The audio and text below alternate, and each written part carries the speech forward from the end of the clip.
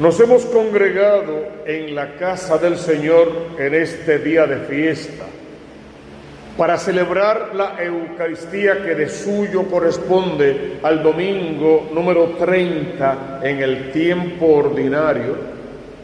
Sabemos que ya en breve estaremos celebrando el domingo 34, que no tendrá número sino nombre, porque dijimos ya es la gran solemnidad de Cristo Rey del universo. También dijimos que con esa solemnidad termina no solo el tiempo ordinario, sino todo el año litúrgico, y que el domingo siguiente a esa gran fiesta tendríamos el primer domingo del tiempo de Adviento y otra vez todo un nuevo año litúrgico con un nuevo ciclo de lecturas. También sabemos que en estos evangelios que leemos vivimos la última semana de la vida de Cristo y que hoy tenemos que prestar particular atención porque estamos en la máxima del catolicismo, lo más alto, lo más grande, a lo que todos tenemos que aspirar. Vamos a llegar ahí, pero primero tenemos que ver la lectura que leímos del libro del Éxodo en el capítulo 22, versos 20 al 26, ya después del Decálogo. Éxodo, el libro de la salida o de la liberación, escrito en gran parte por el propio Moisés y quién sabe cuántos otros autores más. Dice así: esto dice el Señor. Cuando empieza hablando así, sabes que no es el autor bíblico literal, que es el mismo Dios, como en toda la palabra, quien nos va a hablar. Lo que te va a pedir es que recuerdes quién eres, de dónde vienes y dónde quieres llegar. Y cuando vayas a tratarte con cualquiera de tus hermanos, recuerda que tú también fuiste forastero, que tú también fuiste emigrante, que tal vez en alguna ocasión tuviste que vivir lejos de tu cultura, de tu pueblo, tu raza, tu país, tu familia. Y te lo recuerdo, diría el autor bíblico, para suplicarte que no maltrates a los que tienen condición de extranjeros o de migrantes, que los respetes, que los cuides. Porque si los maltrataras, si de ellos abusaras, y ellos a mí clamaran, dice el Señor, yo los voy a escuchar. Y si les haces daño, contigo podría llegar hasta el extremo. Porque se supone que tú conozcas la caridad, el amor, el respeto por el otro. Y si no cumples con ese precepto básico, entonces sería incluso capaz de hacerte pasar a espada. Y sus mujeres y sus hijos, unas quedarán viudas y los otros huérfanos. Puede que exagere para que te des cuenta del valor que Dios le da al otro, al prójimo, al que sigue, al inmediato, al que necesita, al que merece caridad. Luego cambia radicalmente el tema para decirte: qué bueno que tienes dinero, ojalá que tengas más, que trabajes y tengas más, y mientras más tengas mejor. De hecho, el dinero, la riqueza, es bendición de Dios cuando está bien usada y para su fin último. Pero si tienes dinero y hay quien no tenga y te pide prestado, qué bueno que le prestas, y ojalá que siempre que puedas prestes, pero que no prestes a usura, a intereses altísimos, abusando, y encima si no te puede pagar, quitándole algo de lo poco que tiene para cubrir tu deuda. No hagas eso, no prestes dinero a usura. Que el dinero en tus manos no sea un látigo para flagelar, maltratar, condenar al que no tiene, ni para esclavizar al necesitado.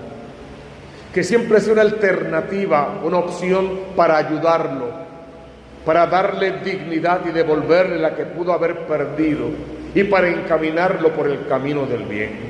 No prestes dinero a usura. Si llegase el caso, es el tercer tema, si llegase el tema el caso que le prestaras a alguien Y como no puede pagarte, entonces le pides que te dé su manto como prenda, que deje su manto como garantía de que te va a pagar. Recuerda que primero que la deuda que tiene contigo es la dignidad de ese ser humano, la caridad y la compasión a la que tú estás llamado. Y entonces, en noche de frío, por favor, devuélvele su manto porque lo necesita, no tiene otra cosa con que calentarse y quizá ni siquiera tenga otra cosa en que echarse a dormir. Entonces, por favor, antes que cualquier otra cosa, la caridad, la compasión. ¿Y por qué el Dios amor es capaz de pedir eso? Porque si ese necesitado grita a mí, si ese a quien estás estrangulando por falta de caridad grita a mí, y yo lo voy a escuchar, porque yo soy un Dios misericordioso, yo soy un Dios compasivo. Y si partimos de la premisa que tú y yo hemos sido hechos a imagen y semejanza de Dios, ¿qué nos toca? Ser compasivos, ser misericordiosos, ser santos, como el Padre del cielo santo es. ¿Qué es lo que presenta esa primera lectura? Un fragmento, un compendio, un resumen de los mandamientos de la ley de Dios. Pero fíjate que el tema de hoy es el mandamiento principal, y en esos mandamientos no menciona ninguno de los que tiene que ver con Dios. Tú sabes que las tablas eran dos, y por lo general en la primera tabla vas a encontrar los mandamientos que atañen a Dios y la relación con Dios, y en la segunda tabla vas a encontrar los mandamientos que atañen al hermano, los de conducta social, los de la caridad. Y todos los mencionados hoy en el Éxodo son de la segunda tabla. Dios diciéndote, importante amar a Dios, pero imposible decir que amo a Dios si no hay congruencia en el amor con mis hermanos. No hay respeto, no hay caridad, no hay compasión. Entonces el llamado es unánime. Por eso gritaba el salmista, yo te amo, Señor, tú eres mi fortaleza. Y ojalá que al repetirlo sepas que tienes que decir a Dios, te amo, tú eres mi fortaleza. Pero tendrías que decir, para que eso sea verdad, a tu hermano, te amo y yo quiero ser tu fortaleza.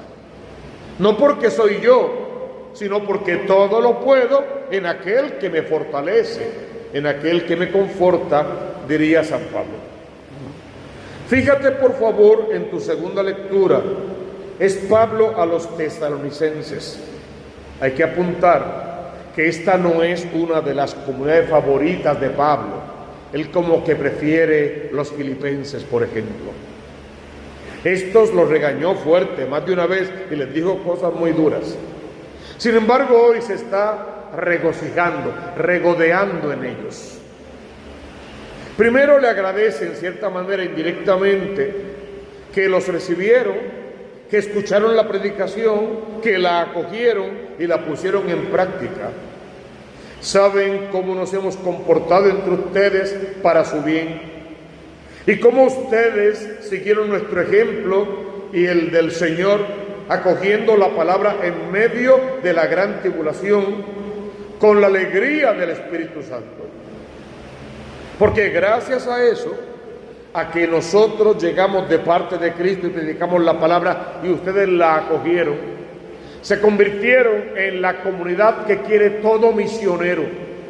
El mayor deseo de cualquier misionero es que los misionados, que los feligreses, que el pueblo escuche, acepte, acoja y ponga en práctica esa palabra, pero que luego salga presto a proclamarla, a testificar, a llevarla a otros.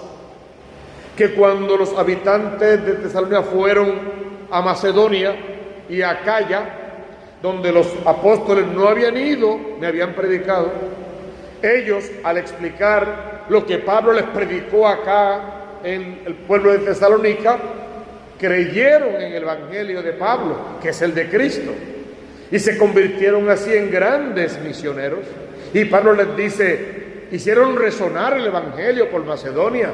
Se lo agradezco de manera particular. Pusieron en práctica la enseñanza, la que yo les di, la que Cristo me dio, que Cristo es el Señor, que nació, murió, resucitó y que es el Salvador de las almas.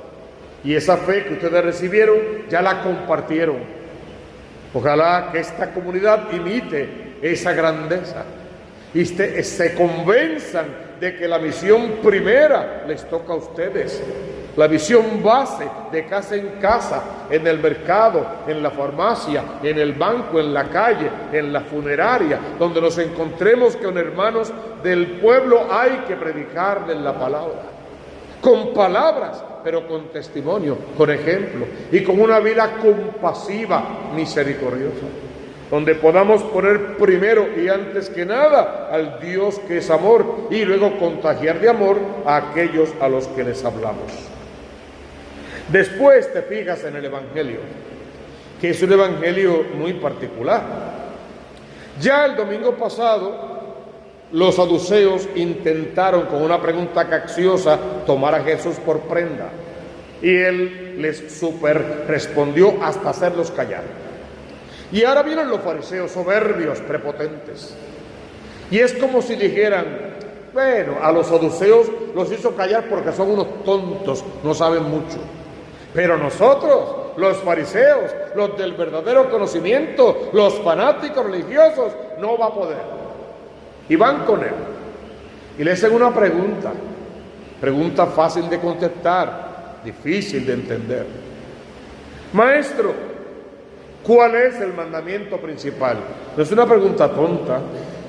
Habían muchos partidos religiosos y otros tantos políticos religiosos, y cada quien tenía su filosofía de vida, su enseñanza, sus mandamientos, y cada quien ponía los mandamientos en el orden que le pareciera mejor.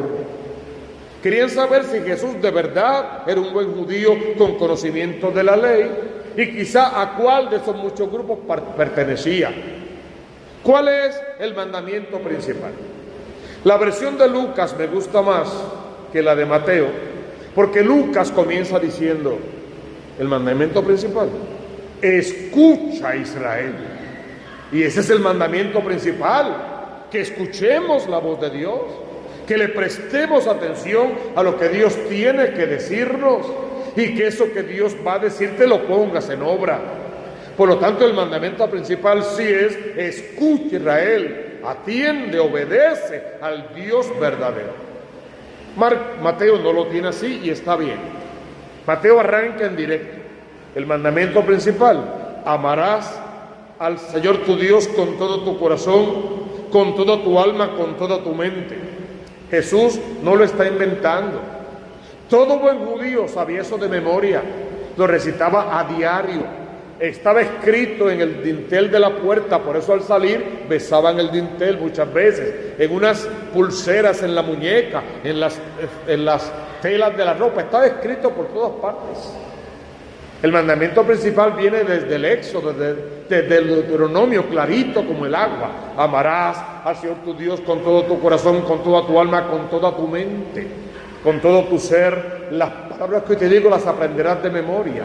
Hablarás de ellas estando en casa, yendo de camino, acostado y levantado. Y asimismo se lo enseñarás a tus hijos. Y sigue todo el mandamiento. El hombre, el fariseo, cuando le escucha responder así, pues me imagino que se llenó de cierta alegría. Y Jesús le dice, este es el principal y es el primero. Pero es como diciendo, no es el único. De hecho, ustedes tienen 613 y los que inventan todos los días. Y los usan como cargas pesadas. Lían faldos pesados, se los colocan en las espaldas a los demás, pero ustedes no mueven un dedo para empujar, les dijo en otra ocasión. Ese es el primero, el principal, pero no el único. Y si quieres un buen resumen de los miles de mandamientos que ustedes tienen, este es el resumen. Amarás a Dios sobre todas las cosas, pero más que otra cosa, tienes que amar a tu hermano. Pero el referente para amar a tu hermano no es el amor a Dios. Porque el mandamiento nos dice amar a Dios y al prójimo como amas a Dios. Porque el prójimo no puede ocupar jamás el lugar de Dios. Vas a amar a Dios. Porque amas a Dios, te vas a amar a ti. Y amándote, vas a respetar tu cuerpo. No lo vas a prostituir de ninguna manera. Ni lo vas a entregar a vicios cochinos. Ni vas con la idolatría. Ni con el odio, el rencor, la venganza, los corajes, los celos y tantas otras porquerías que ofrece el mundo. Te vas a amar ese cuerpo, pero templo que arde en el fuego del Espíritu. Y así como amas, cuidas y respetas ese templo, vas a amar a tu prójimo, quien también es templo del Espíritu. Donde hay un alma que hay que salvar. Siempre decimos, ¿cuál es tu mejor definición? Por la palabra, eres una vasija de barro. En fin de cuentas, eso somos, una vasija de barro. Pero llevas dentro, dice la palabra, un gran tesoro. Y ese es el tesoro que tenemos que aquilatar, porque eso es, en fin de cuentas, lo que conduce a la vida eterna. Vas a amar a Dios, te vas a amar a ti y vas a amar a tu prójimo. Porque la primera lectura y la segunda también ya hacían referencia a esos mandamientos sociales. Estos dos sostienen toda la ley y todos los profetas. Pues un católico práctico sabe que no hay verdadero cumplimiento de una ley si no impera el amor al otro, el respeto por el otro, la dignidad tuya y la ajena, y sobre todo que el uno conduzca al otro a Dios. Tu misión primaria es conducir a Dios a los demás. Solo cuestiónate un segundo nada más. ¿Con quién tú convives? ¿Con quién vives? ¿Quiénes habitan en tu casa? La gente que comparte espacio, tiempo, vivienda, comida, todo contigo, ¿son más felices desde que están contigo o son infelices realmente? ¿Están más cerca de Dios o más lejos de Dios? ¿Te aman de verdad? ¿Te aman o solo te soportan porque no tienen más remedio? Y cuando hablas te escuchan porque tú hablas palabras de Dios, hablas cosas importantes, no pierdes tiempo en tonterías. Y sobre todo te respetan porque te le pareces a su hacedor. Cuando te miran, algo de Dios ven. Porque si con los que convivo no me quieren, solo me soportan, no me obedecen, no me hacen caso, no son más felices, son unos desgraciados por mi culpa, difícilmente yo veré el rostro de Dios. Me convierto, no para acercarme a Dios, esa es la base, pero me convierto para acercar a los míos a Dios, para que tengan un encuentro personal con el Cristo de la gloria, para que sus almas se salven y no queden varados en el camino. Pide a Dios en esta hora que te bendiga, que haga llover sobre ti bendición tras bendición y que te equipe con todas las herramientas que necesitas para salvarte y para salvar a los demás, hasta que podamos decir, lo demás vendrá por añadir.